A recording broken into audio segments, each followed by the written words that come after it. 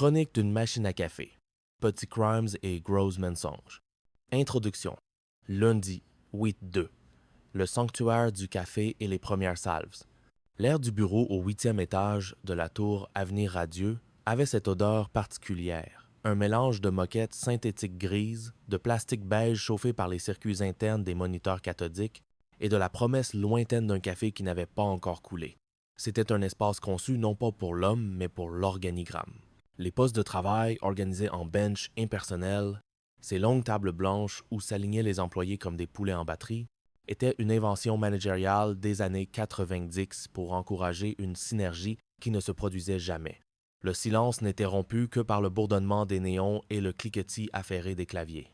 Sur les murs d'un blanc cassé, des œuvres d'art d'entreprise tentaient de briser la monotonie. Des lithographies abstraites aux formes géométriques criardes, vagues réminiscences du mouvement Memphis des années 80, achetées en lot pour donner l'illusion d'une culture d'entreprise dynamique. Dans ce désert de fonctionnalités, un seul lieu dérogeait à la règle, l'espace détente.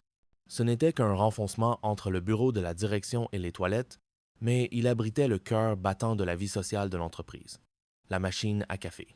Une Nespresso professionnelle, rutilante et chromée, trônait sur un petit comptoir, entourée de gobelets en carton, de touillettes en plastique et d'une pyramide précaire de dosettes colorées.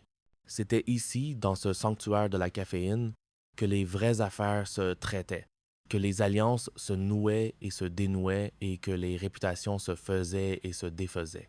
La pause café n'était pas une simple pause. C'était un rituel, un pilier de la culture d'entreprise française. Un moment essentiel pour décompresser, échanger des informations cruciales et, surtout, pour les ragots. Jean-Claude Convenant, directeur commercial, s'approcha de la machine avec l'assurance d'un fauve inspectant son territoire. Son costume d'un gris légèrement trop brillant, tendu sur des épaules qui se voulaient larges, sa cravate à motifs audacieux et ses chaussures italiennes usées aux talons trahissaient une ambition qui dépassait de loin son statut. Il ne marchait pas, il paradait, distribuant des tapes dans le dos un peu trop fortes aux jeunes stagiaires et regardant la machine à café comme si elle lui devait personnellement de l'argent. Il incarnait à la perfection le stéréotype du commercial. Une tchatche inépuisable, une obsession pour l'argent et un rapport élastique avec la vérité. Dans son sillage, comme une ombre portée, se glissait Hervé Dumont, comptable et délégué syndical. Tout en lui suggérait une excuse d'exister. Sa posture voûtée, son pantalon en velours côtelé marron, ses lunettes qui glissaient sur son nez. Il serrait contre sa poitrine un exemplaire élimé du bulletin de son syndicat, la CGT, comme un talisman contre les angoisses du monde capitaliste. Leur duo était un mystère de la dynamique de bureau, le prédateur et le charognard, le menteur pathologique et le lâche principiel. Ce matin-là, le destin, sous la forme d'un morceau de papier froissé, attendait près de la poubelle. Hervé le remarqua le premier, son œil de comptable entraîné à repérer la moindre anomalie. C'était une ordonnance. Son premier réflexe, dicté par une conscience professionnelle déformée, fut de la ramasser pour la remettre à son propriétaire. Faut pas laisser traîner ça, Jean-Claude, c'est personnel. Jean-Claude lui arracha le papier des mains avec un sourire carnassier. Pour lui, ce n'était pas un document personnel. C'était une opportunité. Il le déplia avec la délicatesse d'un démineur. Le nom Jean-Guillaume Cointre apparut, suivi de quelques mots qui firent s'écarquiller les yeux de Jean-Claude. Pommade en application anale, utile à voix basse. Un éclair de génie diabolique dans le regard. La journée pouvait commencer. Le fusil de Tchekhov venait d'être chargé. Partie I, les dossiers brûlants. Chapitre 1. Secrets médicaux et paranoïa aiguë. Tu vois, Hervé, commença Jean-Claude avec le ton professoral de celui qui s'apprête à révéler un secret de l'univers. Ça, ce n'est pas une simple ordonnance. C'est de l'intelligence stratégique, de l'information de première main. Il brandissait le papier comme un trophée. Hervé, mal à l'aise, ajusta ses lunettes. Mais enfin, Jean-Claude, c'est la vie privée de Jean-Guy. On ne peut pas. Justement, le coupa Jean-Claude. Jean-Guy, le chef de produit. Toi, le petit comptable syndiqué qui veut une augmentation. Tu comptais aller le voir quand? Aujourd'hui? Demain? Eh bien, grâce à ce petit bout de papier, on sait que ce n'est pas le moment d'aller le faire chier avec ta demande d'augmentation, vu qu'il a des hémorroïdes. Jean-Claude savourait son analyse, peignant pour un Hervé de plus en plus horrifié un tableau clinique de la situation de leur supérieur. Imagine-le, mon Vévert. Assis sur sa chaise de bureau, le visage crispé par la douleur, Chaque mouvement une torture. Tu crois vraiment qu'il va être réceptif à tes jérémiades sur le coup de la vie? Non. Il va te voir arriver et ne penser qu'à une chose. Encore un qui vient me casser le cul. Et pour une fois, ce ne sera pas une métaphore. Merci qui? Merci, docteur Convenant. Il plia soigneusement l'ordonnance et la glissa dans la poche de sa veste. Je le garde, ça peut servir. Hervé secoua la tête, partagé entre le dégoût et une admiration réticente pour le génie tactique de son ami. Jean-Paul a raison. Tu es un malade. Ça devient malsain. Mais leur exploration des bas-fonds de la médecine de bureau ne faisait que commencer. Jean-Claude, dont la curiosité malsaine était désormais piquée au vif, sortit un autre document de la pile de papier destiné au recyclage. C'était une feuille de résultats d'analyse, pliée en 4, maculée d'une tache de café. « Alors ça, c'est mes préférés, murmura-t-il. C'est comme lire dans les entrailles d'une poule, mais en plus hygiénique. » Le document était presque entièrement illisible, un gribouillis de termes médicaux et de chiffres flous. C'est P. Illisible, constata Hervé, se penchant par-dessus l'épaule de Jean-Claude. « Attends. Jean-Claude plissa les yeux, son doigt traçant une ligne invisible sur le papier.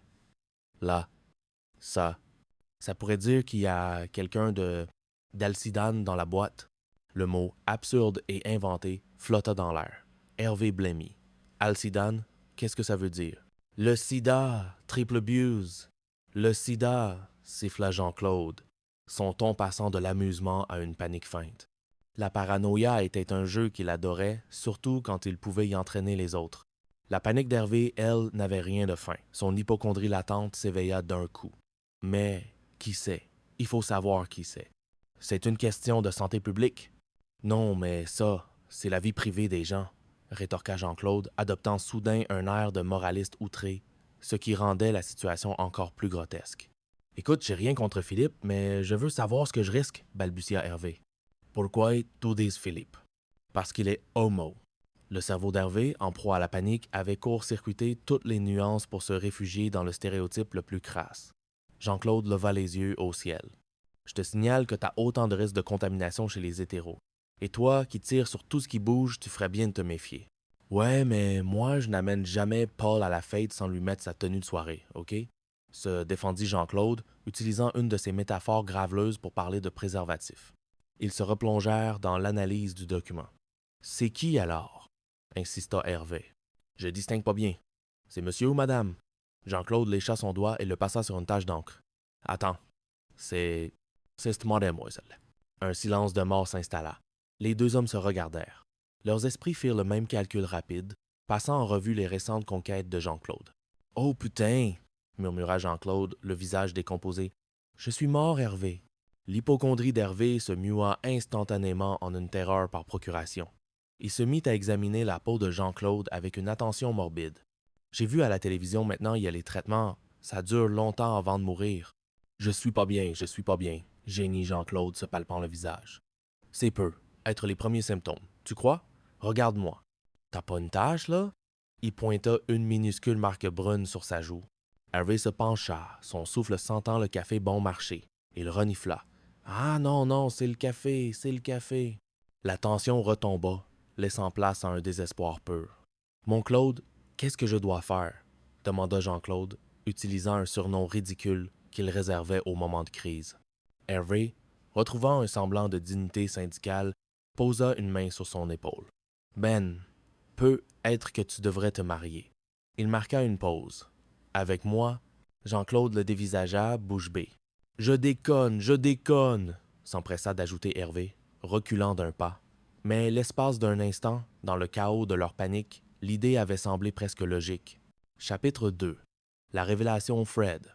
Leur comédie pathétique fut interrompue par l'arrivée d'une tornade. Fred, du service marketing, une femme dont l'énergie semblait toujours sur le point de faire sauter les plombs de l'étage, déboula dans l'espace détente, le visage rouge de colère.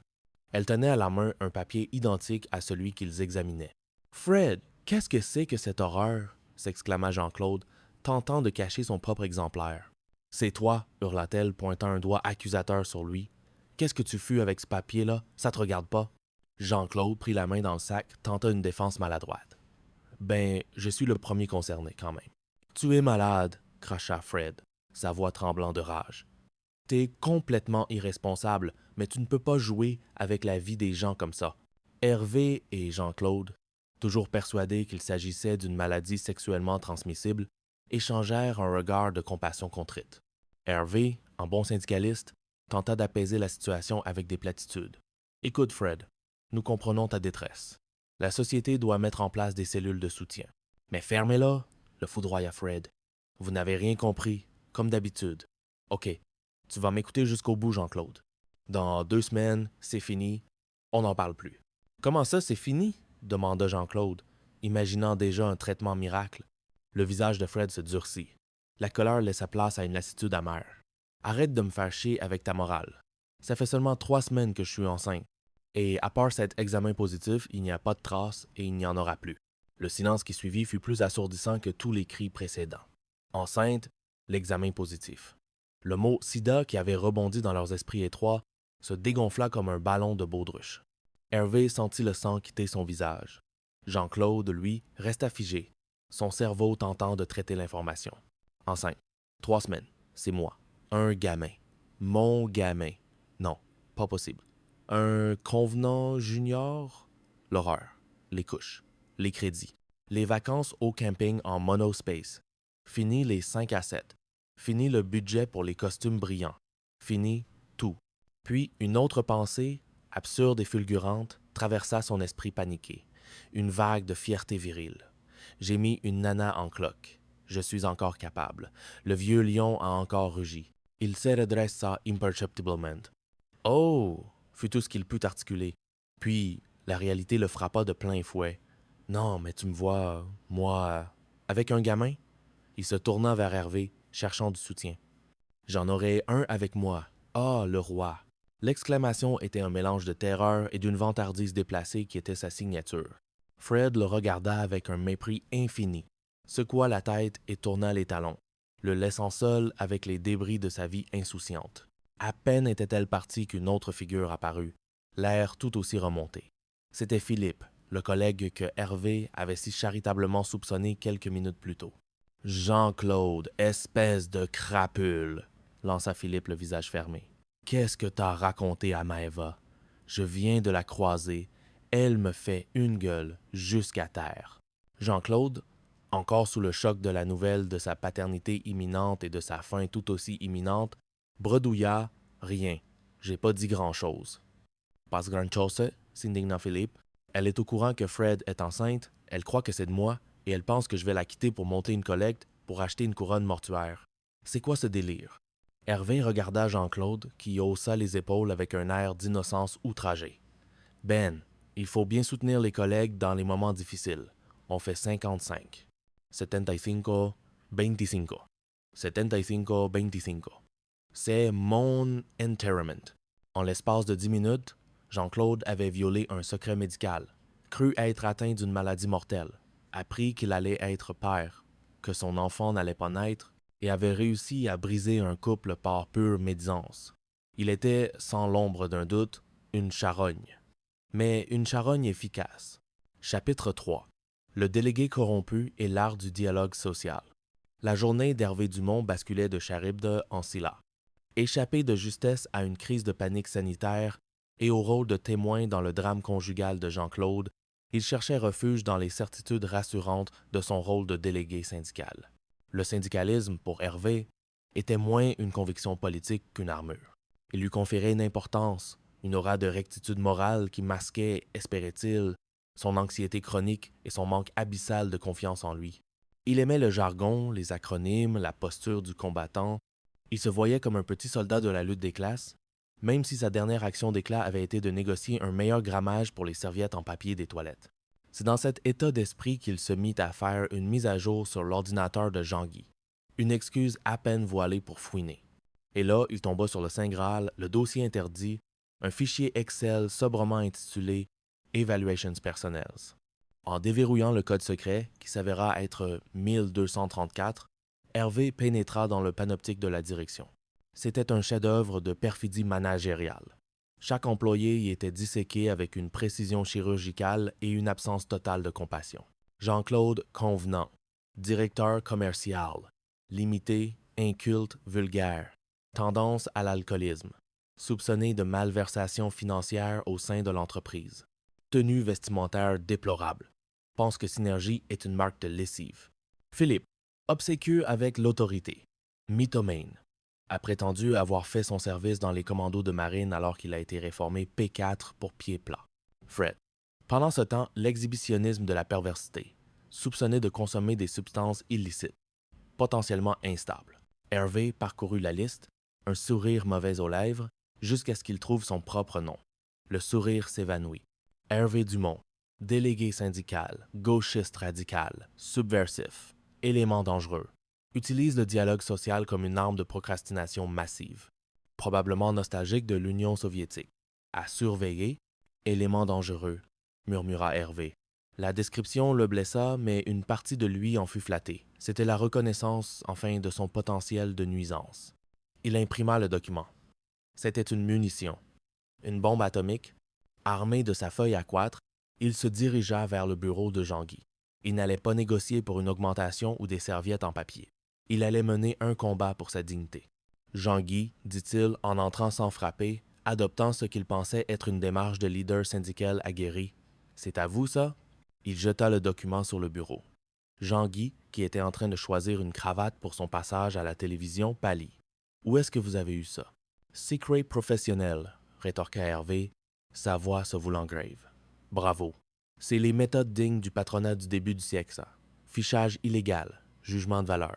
Vous savez que ça concerne la CNIL, Commission nationale de l'informatique et des libertés. C'est pénal. Et dans la presse, ça ferait désordre. Voilà, pensa Hervé, ça c'est parlé. Je suis le chef du service compta, la passionnariat de la photocopieuse. Jean-Guy, un homme habitué aux joutes verbales policées des réunions de direction, était déstabilisé. Alors combien? Dit-il, allant droit au but. Hervé fut presque déçu. Il s'était préparé à un long siège, à des heures de lutte acharnée. Il bomba le torse. Je suis délégué syndical, Jean-Guy. On ne m'achète pas. Je ne mange pas de ce pain-là. Son estomac gargouilla, trahissant son jeûne intermittent. 3 semaines, proposa Jean-Guy. Le cerveau d'Hervé fit un calcul rapide. 3 semaines de vacances. Loin de ce bureau. Loin de Jean-Claude. Loin de sa propre anxiété. La tentation était immense. Mais le chat n'aurait pas cédé si facilement. 4. Lâcheté, sa propre audace le surprenant. 22, répondit Jean-Guy soulagé.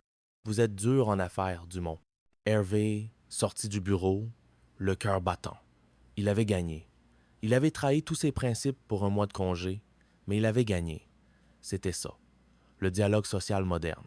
Une négociation où tout le monde obtenait ce qu'il voulait. La direction obtenait le silence et le syndicat obtenait des vacances. Le capitalisme avait encore de beaux jours devant lui. Partie 2. L'ère de l'esbrouf. Chapitre 4. Naissance d'une légende, autoproclamée. La conversation, comme souvent près de la machine à café, avait dérivé vers les aspirations existentielles. C'était Nancy, du service communication, qui avait allumé la mèche. « Moi, ce que je veux pour cet été, » avait-elle déclaré avec un soupir rêveur, « c'est mêler le farniente au sport. J'aimerais bien m'initier à la plongée. L'ivresse des profondeurs, découvrir les fonds marins, le grand bleu. » Pour la plupart des gens, c'était une simple rêverie estivale. Pour Jean-Claude Convenant, c'était un appel. Une scène vide attendant son acteur principal. Un interrupteur bascula dans son cerveau.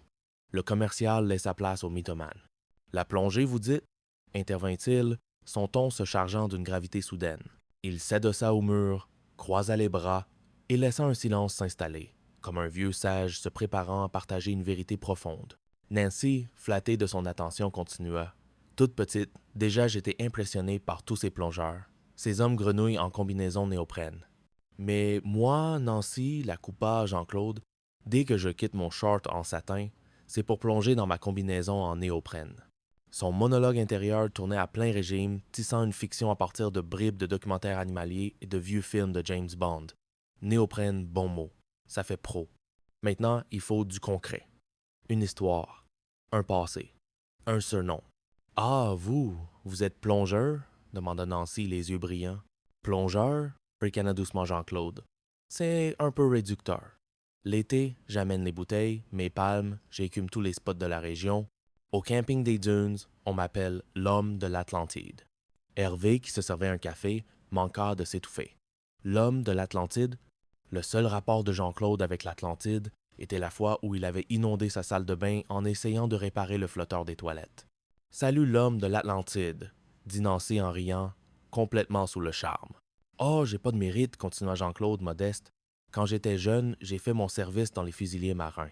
Bon, après, j'ai intégré l'équipe à Cousteau. »« Cousteau! Il a osé !» pensa Hervé, sentant la sueur perler sur son front. Il fit un signe de tête discret à Jean-Claude, un mouvement de sourcil qui signifiait « Arrête le massacre ». Jean-Claude l'ignora superbement. Et puis là, bon, je me suis taillé. Le vieux, avec son bonnet rouge, il voulait jamais que je conduise la Calypso. Jalousie, vous comprenez. Pass cool. Il y eut un silence admiratif. Jean-Claude avait réussi. Il avait transformé une banale conversation de pause café en une épopée personnelle. Il était passé de vendeur de photocopieurs à aventurier des mers en moins de 2 minutes. C'était ça, son vrai talent. Le bourrage de mou élevé au rang d'art. Puis, se tournant vers Hervé, il lui lança un clin d'œil et murmura, assez bas pour que Nancy n'entende pas. « Oh, le con, c'est pas vrai. Je sais même pas nager. Tu me mets dans 2 mètres d'eau, je coule comme une pierre. » Hervé le foudroya du regard. « Tu sais que ce que tu pratiques, ça a un nom. Ça s'appelle la